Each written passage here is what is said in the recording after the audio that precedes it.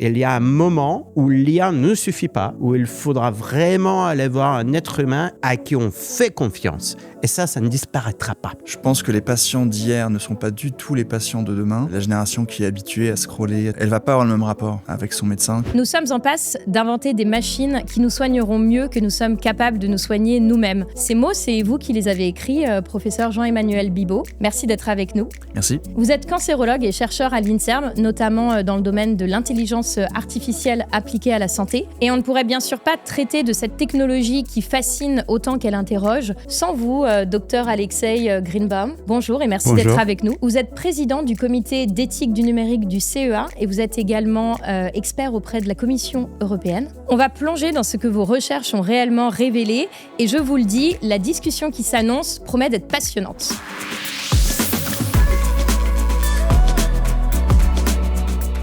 Professeur Bibaud, dans le livre que vous avez écrit en 2024, vous vous confiez beaucoup sur votre parcours, notamment sur vos rêves, mais aussi vos désillusions dans le domaine de la santé. Et vous parlez notamment de votre passage à Stanford, avec des recherches notamment qui vous ont valu un prix par l'Académie de médecine. Aujourd'hui, on parle beaucoup d'IA dans la santé, mais on entend un petit peu tout et n'importe quoi. Du coup, je voulais vous demander quelles sont les choses les plus extravagantes que vous avez entendues aujourd'hui dans la santé, très rapidement. En fait, si vous m'aviez posé la question, on va dire il y a 2 ans, j'aurais eu tendance à dire que toutes les personnes qui disaient que l'IA allait remplacer les médecins et traiter de façon quasiment directe les patients étaient un petit peu délirantes. Et maintenant que vous me posez la question en 2025, en réalité, le changement qu'il y a eu sur les 2 dernières années et l'accélération qu'on a connue me laisse penser que peut-être qu'en fait, c'était pas tant des délires que ça. Je peux vous donner quelques exemples assez rapides, mais en oncologie, en radiothérapie, donc à l'hôpital où je travaille, on se sert de l'IA vraiment absolument au quotidien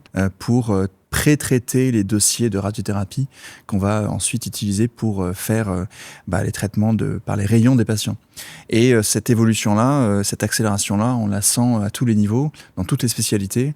Et donc, il s'agit en réalité pour les médecins et puis les gens qui créent ces systèmes-là, d'être certains que ces systèmes-là sont compatibles avec les valeurs en termes de sécurité et puis aussi en termes d'efficacité que l'on a prédisposées. Est-ce que vous avez un moment un peu bluffant où l'IA peut-être vous a étonné, un exemple un petit peu précis ? Je crois que ça va pas être un exemple très très très original, mais une des choses qui m'a le plus bluffé récemment, c'est bien évidemment certains LLM qui permettent typiquement de dresser les plans de traitement de maladies très complexes, notamment en cancérologie, de façon très précise et surtout très à jour et sourcée. Moi, je traite surtout des maladies urologiques, des cancers de prostate par exemple, et il y a des changements qui se font quasiment de façon mensuelle. Et lorsqu'on pose des questions sur des thématiques très très très précises, évidemment en utilisant les bons LLM et avec les bons réglages de LLM, ça c'est aussi une petite subtilité, on a des réponses très précises, et ce qui me laisse à penser que demain on va pouvoir effectivement, comme je le disais au début, potentiellement traiter des patients avec de l'IA. Pour l'instant, évidemment toujours une IA qui est un assistant du médecin, mais je ne suis pas absolument convaincu que ce soit toujours le cas. Et vous, docteur, je crois savoir que vous menez actuellement des travaux exploratoires, notamment dans le domaine de la chirurgie. Est-ce que vous avez des exemples de révélations un peu bluffantes de ce que l'IA peut apporter dans la santé ? En effet, dans un de mes projets, on regarde beaucoup de cas d'usage d'intelligence artificielle, dont l'usage pour les radiologues et pour les chirurgiens aussi. Les chirurgiens qui, en salle d'opération, aujourd'hui, reçoivent en temps réel tout un tas d'informations qui peuvent être analysées aussi en temps réel par les systèmes d'intelligence artificielle. Mon avis, ce qui change vraiment le quotidien des patients, parce qu'il y a l'IA pour les médecins, il y a aussi l'IA pour les patients, et il y a également l'intelligence artificielle pour l'organisation du système médical. Il y a 3 volets différents. Mais du côté des patients, ce qui change la vie de tous les jours, c'est plutôt les petits conseils d'IA généraliste, on va dire. J'ai un rhume, j'ai un peu de fièvre. Avant, on allait voir son médecin. Avant, on ne savait pas quoi faire. Aujourd'hui, l'IA peut donner des conseils qui vont aller très très loin, comme vous l'avez dit, comme Jean-Emmanuel l'a dit, qui peuvent même aller jusqu'à un conseil de spécialiste. Ce qui change vraiment la vie de nos concitoyens en grand nombre, ce sont ces petits conseils parfois triviaux pour un médecin spécialiste, c'est pas grand-chose, mais qu'on va demander non pas à un être humain, mais à un modèle d'intelligence artificielle. Et ça, c'est un changement qui arrive partout, dans tous les foyers. Pratiquement tous nos concitoyens ont déjà fait l'usage de l'IA pour cette fin de petit conseil médical. Mais c'est vrai qu'on le voit plutôt comme une manière d'assister les soignants, de pouvoir les décharger, de pouvoir vraiment finalement leur permettre de se concentrer sur les tâches à valeur ajoutée. Chez Doctolib, où l'IA est déjà très présente, il y a notamment l'assistant de consultation qui permet de la prise de notes, de la structuration pour vraiment pouvoir décharger le médecin, permettre vraiment de se focaliser sur le soin.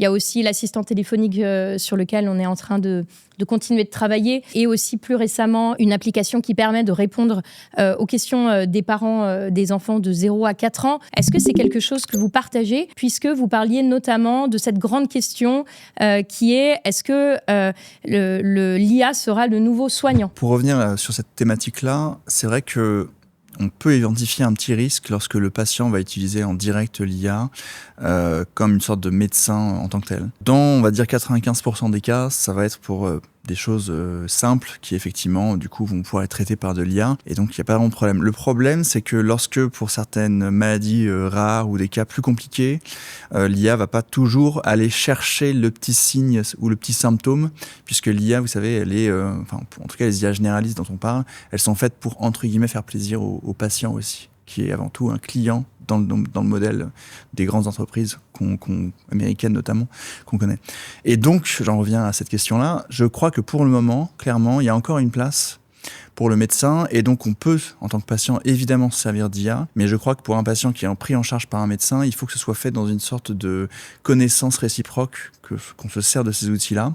Et donc, effectivement, parfois, le médecin peut être amené à changer une information qui a été donnée par ChatGPT parce que l'information était trop généraliste, pas forcément exactement appliquée au patient en question. Et donc, cette notion-là que c'est le médecin, pour l'instant, qui reste en tout cas quand même l'interlocuteur principal, et qu'autour de lui, il y a des IA, et c'est important. Et donc, dans cette vision-là, une IA qui assiste, qui permet une meilleure information médicale, qui permet de gagner du temps pour le médecin, qui permet aussi de regagner de la relation entre le médecin et son patient, typiquement des IA ambiantes qui permettent de passer moins de temps sur son clavier pour le médecin. C'est des choses qui sont très très intéressantes, toujours en ayant en tête donc le fait que, à l'heure actuelle, le médecin va rester central dans la relation. Il faut toujours, il me semble, catégoriser et bien diviser les choses. D'un côté, et depuis même la sortie du tout premier modèle de ChatGPT en 2022, déjà on a fait des expériences de ces fonctions d'assistance. À l'été 2023, déjà aux États-Unis, on a vu que jusqu'à 1 heure par jour était épargnée, économisée par les médecins généralistes qui utilisaient alors pour rédiger des textes, mais qui utilisaient les assistants d'IA. Ça, ce sont des fonctions d'assistance presque au niveau secrétaire. Ça marche parce que ça fait économiser du temps. Ensuite, vous avez de l'IA pour le diagnostic médical. Ça, c'est autre chose. Ça n'est plus du tout une sorte de secrétaire, hein. C'est vraiment un assistant, mais médical. Le diagnostic médical, voire l'aide au traitement, l'aide à l'opération et tout cela. Au-delà, on peut aussi parler, par exemple, de l'IA pour la recherche biomédicale. Et ça, c'est encore autre chose. Vous avez peut-être entendu parler du prix Nobel pour le repliement des protéines. On en reparlera ou pas, je ne sais pas. Alors là, les systèmes d'IA sont des assistants, mais de chercheurs en biologie, de chercheurs en médecine, et permettent d'aller plus loin que les cerveaux humains. Faire des choses que les cerveaux humains n'étaient pas jusque-là capables de faire, comme analyser des systèmes extrêmement complexes. Et donc, il y a des usages, mais absolument partout. Il y a tout le panorama qui commence par des usages, mais complètement triviaux, de type, oui, aider à rédiger un compte-rendu de visite médicale, jusqu'à quelque chose de plus chargé et beaucoup plus responsabilisant, comme le diagnostic médical. Et puis, ça va jusqu'à un type d'usage qui est carrément inatteignable pour le cerveau humain, comme la découverte des types de protéines ou de repliement des protéines que le cerveau n'avait jamais imaginé. C'est vrai que quand on parle d'IA en général, il y a souvent ce mythe, et vous en parlez beaucoup vous-même dans vos différents ouvrages. Comment faire la différence entre ce qui sera de l'ordre du fantasme et de la réalité ? Quel est le plus grand rêve pour les soignants et quel est ce qui peut-être n'arrivera jamais, justement ? Moi, je dirais que l'IA apporte du non-humain, et son non-humain, il peut être très bénéfique pour nous. Par exemple, une vitesse non-humaine, ça va très vite, ça permet de rédiger des comptes rendus plus vite, beaucoup plus rapidement qu'un être humain, et pourquoi pas ? ça permet d'économiser le temps. Parfois, ce non-humain qu'apporte l'intelligence artificielle, c'est justement quelque chose que les êtres humains n'arrivent pas à faire, comme inventer une nouvelle molécule ou inventer telle ou telle solution en biomédecine que les êtres humains n'avaient pas vu. Et donc, cet élément non humain qu'apporte l'IA peut être bénéfique. Parfois, il est un peu étrange, votre question porte sur les fantasmes. Justement, il faut ramener ce non humain de l'intelligence artificielle plus près de notre monde, parce qu'il s'agit de nos corps et de notre bien-être humain. Et donc, tout ce qu'invente le système d'intelligence artificielle n'est pas directement utile pour nous. Et c'est pour ça que ce qu'on appelle la supervision humaine est très importante. L'IA invente tout un tas de choses et puis on prend ce qui est utile, mais le jugement d'utilité appartient à l'être humain. Donc ça peut être le médecin, ça peut être le patient qui reçoit un conseil, ça peut être le médecin qui a un assistant IA, ça peut être un chercheur, mais toujours un être humain. Et donc dans le monde de l'IA, ce qui est important, c'est de savoir à quel moment, surtout en médecine, dans le domaine médical, à quel moment il faut mettre de la supervision humaine pour ramener cet élément non humain, parfois très fascinant, un peu plus près de notre réalité. Ce qui est intéressant sur cette question-là, c'est si on demande à un patient, en fait, qu'est-ce qu'il cherche dans un soin et qu'est-ce qu'on cherche dans la médecine, il y a très grossièrement deux choses qu'on cherche. Il y a toute la partie de performance pure, entre guillemets, qui va viser la guérison et sur laquelle l'IA va pouvoir être utilisée. Dans cette partie-là, j'inclus évidemment les outils de productivité, comme de l'IA ambiante, mais aussi les outils, on va dire, d'aide à la décision, qui en fait servent à traduire une forme de savoir médical au plus près du patient. Ça, c'est la première chose sur laquelle l'IA, je pense, va avoir un rôle majeur, et là déjà, et ce rôle va augmenter. Il va aider les soignants. Voilà. Mais il y a une deuxième chose, c'est pas que la performance, que l'efficacité. Quand on va chercher un soin, en fait, quand on va avec un médecin, on va aussi chercher une relation humaine. Et c'est ça qui fait qu'à mon avis, ça va quand même être finalement difficile d'avoir des IA pures médicales qui traitent des patients en direct strictement, parce qu'il n'y aura pas cette relation-là. Et vous pouvez demander aux patients, même les jeunes ou les plus âgés, il y a cette notion d'efficacité.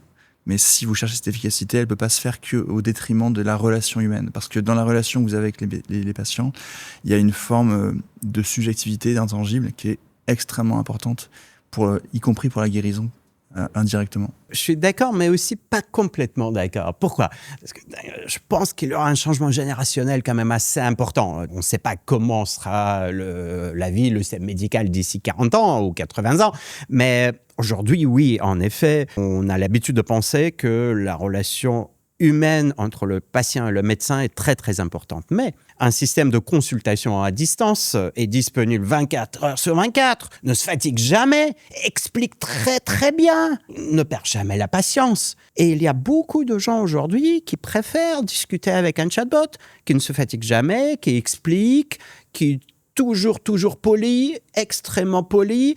Et donc oui, il y aura aussi pas mal de gens, je pense, qui auront cette préférence pour un système de conseil médical. Peut-être aussi qu'il faut qu'on réfléchisse à comment est-ce qu'on peut faire en sorte que l'un n'est pas incompatible avec l'autre. C'est-à-dire que typiquement, si on a des systèmes d'IA performants, qu'on puisse pour certaines choses, je pense à certaines maladies chroniques avec des particularités psychologiques, que ce soit le cancer ou d'autres choses, qu'on puisse introduire de l'humain malgré tout dedans.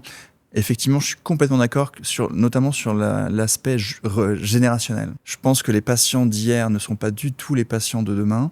La génération qui est habituée à scroller, à TikTok, etc., évidemment, elle ne va pas avoir le même rapport avec son médecin que ma mère ou mes grands-parents, etc. Et cette question-là de changement générationnel, elle n'est pas encore complètement adressée et je pense qu'on ne connaît pas encore exactement ce qui va se passer dans les décennies à venir. Si on se place d'un point de vue soignant, quel impact ça va être et qu'est-ce que ça va pouvoir ouvrir comme porte possible ? Parce que c'est vrai que je pense que les soignants qui nous regardent se posent forcément la question, au-delà même, puisque lui aussi recherche cette relation avec le patient, par exemple. C'est vrai qu'on l'a beaucoup vu dans tous les sujets qu'on co-construit avec les soignants. Par exemple, l'assistant de consultation qui permet de se détacher de l'ordinateur pour se concentrer et regagner cette souplesse de la relation. En fait, paradoxalement, cette technicisation de la médecine, qui est passée entre autres par l'avènement de l'imagerie médicale 3D, mais pas que, et l'informatique ensuite, c'est quelque chose dont les patients se plaignent beaucoup, à juste titre. C'est-à-dire qu'il y a eu une déshumanisation de la médecine. Aller voir son médecin dans les années, j'étais pas né, mais on va dire 50, 60, 70, c'est complètement différent d'aller voir son médecin Je n'ai pas pu en témoigner non plus, voilà. effectivement. Et je crois que l'IA, elle doit être développée justement pour chercher à réhumaniser les choses, en tout cas pour l'instant. Et donc typiquement, c'est l'exemple de l'IA ambiante, du scribe automatique, c'est un bon exemple parce que ça va permettre au médecin de se recentrer sur la relation avec son patient. Ça sera pas non plus magique, ça peut pas être tout seul, le seul élément qui va tout changer, mais c'est un des éléments. Et effectivement, ça devrait permettre de ne plus être face à son ordinateur, face à son écran, face à son patient. C'est vrai que quand je vous entends parler, forcément, quand on parle de relation, il y a une tierce personne, si on peut l'appeler comme ça, qui vient se mettre un petit peu dans la relation, qui est l'IA générative. Alors, on cite ChatGPT parce que c'est vrai que c'est ce dont on entend beaucoup parler en ce moment, mais qui se glisse de plus en plus dans les conversations les plus intimes. Et selon un sondage de 2025, un Français sur 10 considère aujourd'hui une IA comme un véritable coach de vie. Et on voit de plus en plus de témoignages qui se multiplient et des personnes qui mélangent finalement l'usage de ChatGPT avec même de la thérapie. Est-ce que ça vous est déjà arrivé de rencontrer un patient qui avait utilisé ChatGPT et vous-même, j'imagine, peut-être vous l'utilisez aussi? Bien sûr que je m'en sers même beaucoup. Première anecdote, effectivement, c'est on en a de plus en plus et je trouve ça vraiment très très bien. C'est les patients qui vont aller chercher de l'information médicale avant la consulte. Et par exemple sur un effet secondaire qu'ils ont pu avoir lié au traitement contre le cancer ou sur un symptôme qu'ils ont eu et qui vont, grâce entre guillemets pour le coup à cette spécificité des LLM qui est un petit peu plus personnelle qu'une recherche Google classique, mais peut-être pas encore parfaite, mais en tout cas un petit peu mieux, vont avoir de l'information qui va peut-être être moins anxiogène que s'ils allaient faire une recherche classique. Donc ça, c'est première chose plutôt positive, avec des super résultats, mais toujours sur des patients qui sont, entre guillemets, digital literacy, c'est-à-dire qui savent se servir de ça et qui ont un recul critique potentiel sur ça. Parce qu'à l'inverse, j'ai eu d'autres patients, un peu plus rares, mais quand même, qui vont chercher des infos sur le meilleur traitement à faire sur telle maladie. Je ne sais pas pourquoi, mais n'ont pas la bonne info, ça c'est sûr, et puis ensuite n'en démordent pas. Et vont dire qu'en gros, le médecin et l'équipe même médicale ne proposent pas le bon traitement, alors que ChatGPT propose tel traitement-là. Et donc ce manque, entre guillemets, de critique, ce manque de confiance potentielle, et à l'inverse, assez négatif. Donc il y a un fil, un peu un chemin entre les deux à parcourir, et qui est pas évident à trouver. Moi, je dirais, il y a toujours un moment où il faut lever l'incertitude et il faut une relation de confiance pour cela. Je vous raconte une histoire assez personnelle en fait. Il s'agit d'un petit kyste qu'il fallait traiter il y a quelques mois. Moi, comme vous, j'utilise évidemment ChatGPT tout le temps. Donc, j'ai demandé ce que c'était. ChatGPT m'a raconté, il fallait faire tel examen, tel autre examen. Très bien, on a fait les examens. Et puis, je suis allé voir un vieux médecin et qui, depuis longtemps dans la famille, mais que je n'étais pas retourné voir depuis au moins 2 ans, voire 3 ans. Il me dit, tiens, mais vous n'êtes pas venu. Je dis, mais j'ai pas vraiment besoin de voir un médecin parce que j'ai ChatGPT, j'ai l'IA. Très bien, voilà, vie nouvelle, vie moderne. Et puis, je lui dis, voilà, j'ai mon histoire de kyste. Qu'est-ce que vous en pensez? Tel examen, tel résultat. Il regarde tout ça. Il me dit, pas de problème. Elle n'a rien à faire. Attendez, pas d'opération. Et je lui dis, merci. Ça a pris 10 secondes, mais j'étais rassuré. Parce qu'évidemment, ChatGPT m'a sorti des probabilités. Si c'est comme ça, il faut faire ça. Si c'est comme ça, il faut faire ça. Et je cherchais à lever cette incertitude. Je cherchais à trancher. Et j'avais pour cela besoin d'une relation de confiance avec quelqu'un d'expérimenté, un médecin très expérimenté. Et pour cela, je pense, les soignants, les médecins devraient vraiment garder cela en tête. Il y a un moment où l'IA ne suffit pas, où il faudra vraiment aller voir un être humain à qui on fait confiance. Et ça ne disparaîtra pas. Et vous savez que j'ai lu d'ailleurs que certains scientifiques y voient même un outil inédit pour comprendre le fonctionnement du cerveau. Je ne sais pas si on peut aller jusque-là. Oui, il y a pas mal de recherches qui viennent notamment du domaine des interfaces cerveau-machine, qui indirectement permettent de mieux comprendre le fonctionnement du cerveau. Je pense notamment aux recherches qui permettent de, à partir d'une IRM fonctionnelle, savoir ce que vous pensez ou ce que vous allez taper sur un clavier. Il y a des publications déjà qui ont été faites depuis 2018, été mise à jour en 2023 au niveau du déployation d'équipes japonaises. Et c'est ça qui est assez fascinant avec l'IA, c'est que ça permet de comprendre par mimétisme certains mécanismes biologiques qu'on ne connaissait pas forcément bien. Il n'y a pas non plus de science-fiction, hein. On ne connaît pas encore tout et il y a encore une belle marge de progression dans ce domaine-là. Il y a deux choses à dire de mon côté à ce sujet. D'un côté, oui, en effet, très bientôt, il y aura un avis du Comité national d'éthique du numérique et du Comité national d'éthique biomédicale sur les interfaces cerveau-machine. On va parler de différents types d'usages de ces technologies qui deviennent aujourd'hui même beaucoup moins invasives et beaucoup plus accessibles, qui permettent de corréler, vous le dites fort justement, de corréler certains signaux biométriques subliminaux, c'est-à-dire sous le seuil de la conscience, avec des comportements psychologiques, comme j'ai pensé à ceci, je voulais dire telle phrase, etc. Donc on peut reconstituer le langage, on peut peut-être reconstituer l'action. On ne peut pas vraiment encore agir sur le cerveau de manière très sûre et très certaine, mais qui sait, ça viendra. Donc tout cela, c'est le domaine des interfaces cerveau-machine qui est éthiquement aussi très sensible, parce qu'il s'agit en quelque sorte de redéfinition de la personne humaine. On agit sur le contenu physiologique de la personne humaine, le système neuronal, mais sous le seuil de la conscience. On ne passe pas par l'autonomie d'une personne et on modifie ce qu'est une personne. Il me semble que, oui, pour le cerveau, mais aussi peut-être pour d'autres organes très complexes, on a de l'espoir avec les réseaux de neurones gigantesques comme ceux qu'on construit pour l'IA générative. Pourquoi ? Parce qu'on avait atteint un niveau de complexité presque comparable avec celui des systèmes comme le cerveau humain. Voire même découvrir, et ça c'est un peu l'espoir aussi de la médecine de demain, voire peut-être qu'un jour, grâce à l'IA, on trouvera des méthodes de soigner par exemple les maladies psychiatriques auxquelles nous n'avions pas pensé, faute d'avoir imaginé cette complexité-là. Très porteur d'espoir, mais vous l'avez dit vous-même, ça peut toucher aussi à des questions d'éthique. Et notamment en 2024, quand avait été approuvé l'AI Act européen, vous aviez dit « la technologie va trop vite pour les lois ». Forcément, ça fascine, mais ça interroge aussi beaucoup, on l'a dit au début.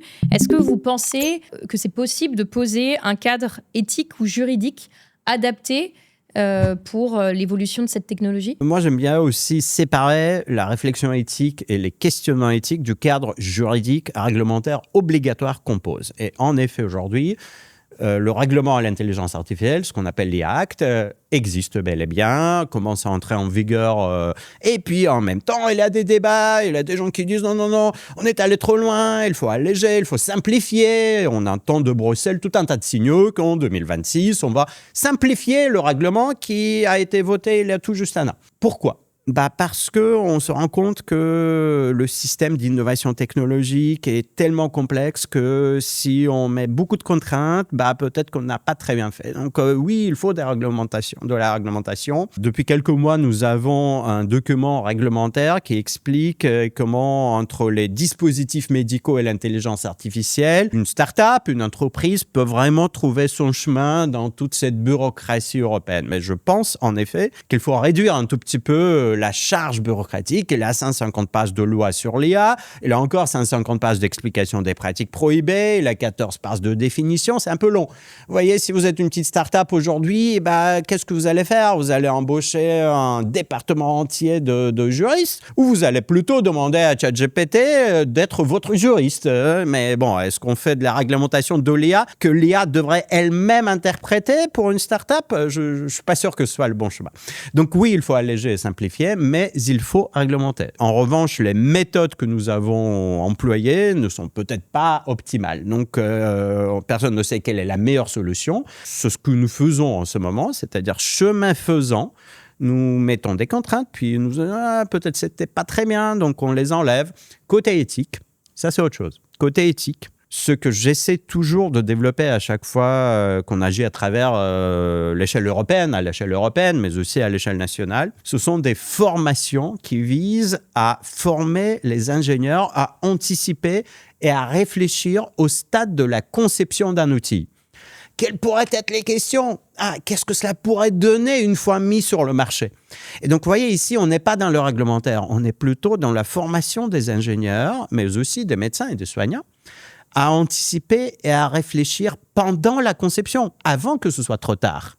Et tout ça, pour moi, c'est ce qu'on appelle l'éthique par conception. Pour rebondir, selon vous, comment justement des acteurs comme Doctolib, mais pas seulement, peuvent vraiment contribuer à bâtir un écosystème qui soit suffisamment fiable ? Est-ce qu'il ne s'agit pas notamment de se baser toujours sur de la véracité médicale, adaptée au cas de chaque société, en l'occurrence ici la société française par exemple ? En fait, il y a un double enjeu qui est d'abord l'enjeu, on va dire, de la santé et du risque à utiliser des systèmes automatiques pour faire de la santé. Et donc je pense qu'effectivement une méthode pour dérisquer cette utilisation-là, c'est d'intégrer au maximum les soignants au sens large, les médecins, mais pas que, via aussi les infirmières, et puis aussi, dans une façon plus large, les sociétés savantes, etc., pour respecter ce cadre-là. Le problème, c'est que si on cherche à appliquer des règles trop strictes à l'échelle européenne ou française, alors qu'il y a une concurrence internationale dans le domaine.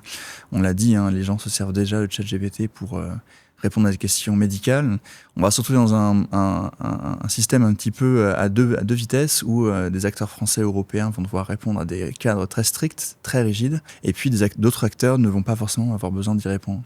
Et donc ça me semble pas forcément pertinent, et donc je suis totalement d'accord, évidemment, d'alléger un petit peu les choses. Ouais. Il y a sans doute cet équilibre à trouver et cette collaboration, cette coopération entre les personnes qui développent les IA et les personnes qui sont médecins, sont soignants, les sociétés savantes, les gens qui font les recommandations, etc., etc. On a parlé tout à l'heure de faire confiance à l'humain et de l'importance. L'idée, le meilleur des mondes, ça serait que justement on construise une IA à laquelle on peut faire véritablement confiance. Et pour le faire, il faut qu'on arrive à prendre toutes nos valeurs humaines et à faire en sorte que cette IA-là, si tant est qu'on puisse le faire véritablement et le prouver avec des critères de qualité objectifs, directement. Il y a à l'échelle internationale aujourd'hui, on est fin 2025, et il y a plusieurs phénomènes qui se passent. La loi européenne donc existe depuis un peu plus d'1 an. Et puis cette année, on a vu une loi en Corée du Sud, des mesures ministérielles en Chine, un ordre exécutif aux États-Unis d'Amérique, on a vu un cadre réglementaire en Angleterre arriver.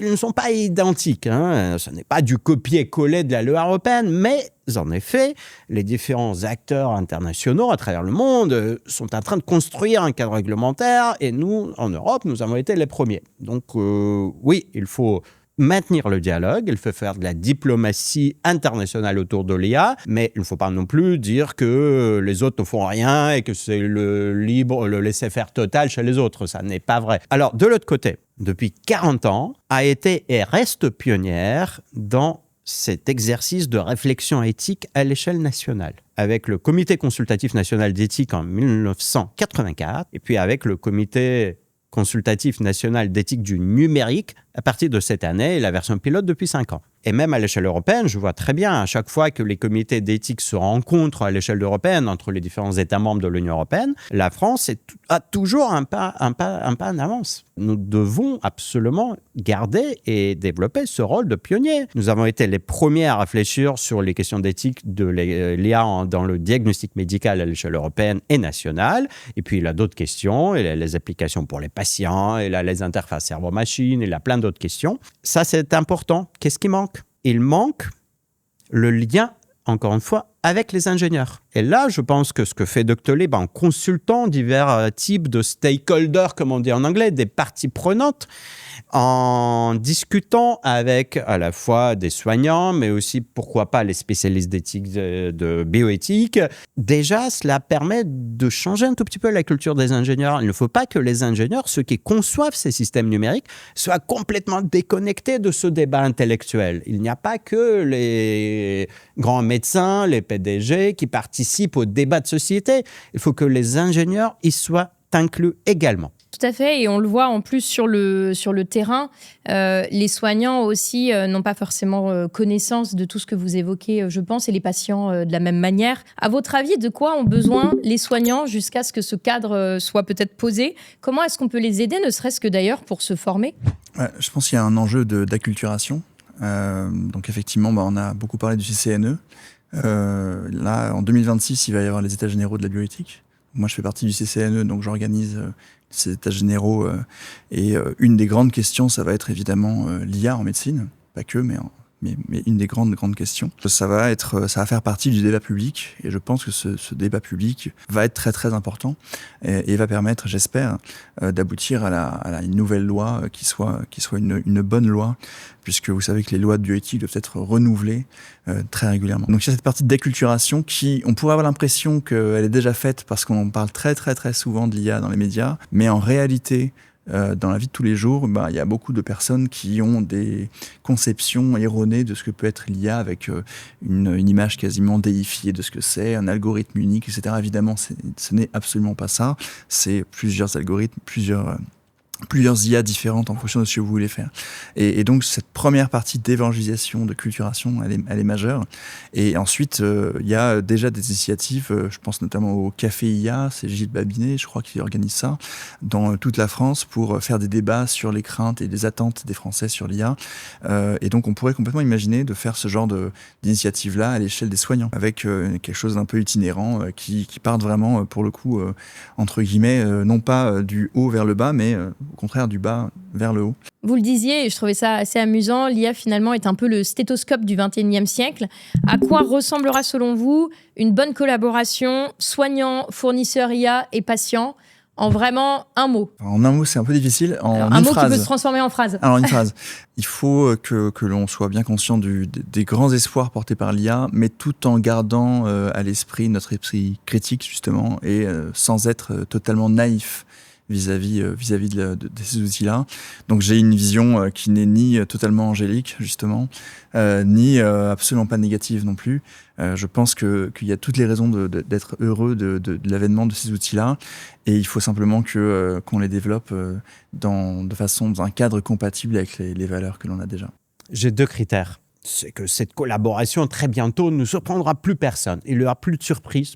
Ça ira de soi. Bien sûr que j'ai consulté un système d'IA avant d'aller voir mon médecin. Et bien sûr que le médecin utilise aussi l'IA. C'est tout à fait normal. Il n'y aura plus de surprise. On va réussir quand plus personne ne sera surpris. Deuxième critère qui est beaucoup plus difficile à atteindre, la vraie réussite arrivera au moment, et vous avez évoqué ce mot, ce sera au moment où la responsabilité partagée sera enfin bien comprise et bien calée entre, d'un côté, le médecin, de l'autre côté, le patient qui peut s'auto-soigner ou suivre ou pas le conseil de l'IA, et aussi les concepteurs de ce système d'IA qui donnent des conseils aux patients, qui assistent le médecin. Quelle sera la nouvelle configuration de la responsabilité dans ce monde? Là, on est encore assez loin de pouvoir répondre à cette question. On va le découvrir petit à petit, je pense. En tout cas, un grand merci à tous les deux d'être venus échanger avec nous et partager toutes vos anecdotes, vos histoires, vos expériences. L'intelligence artificielle, on le voit, redéfinit déjà la manière dont on soigne, dont on décide et dont on apprend. La technologie va très vite, donc on va pouvoir continuer très rapidement aussi de travailler main dans la main avec les soignants, les patients et puis les ingénieurs aussi, comme vous l'avez dit. On sait que vous avez régulièrement des questions sur le sujet, donc n'hésitez surtout pas à écouter aussi le dernier épisode qui est sur l'IA et l'assistant de consultation Doctolib notamment, et aussi à consulter tous nos articles sur justement la place de l'IA dans la santé, la protection des données et toutes les thématiques évidemment sur lesquelles on écrit régulièrement. Merci beaucoup. Merci. Merci. À bientôt. Prenez soin de vous.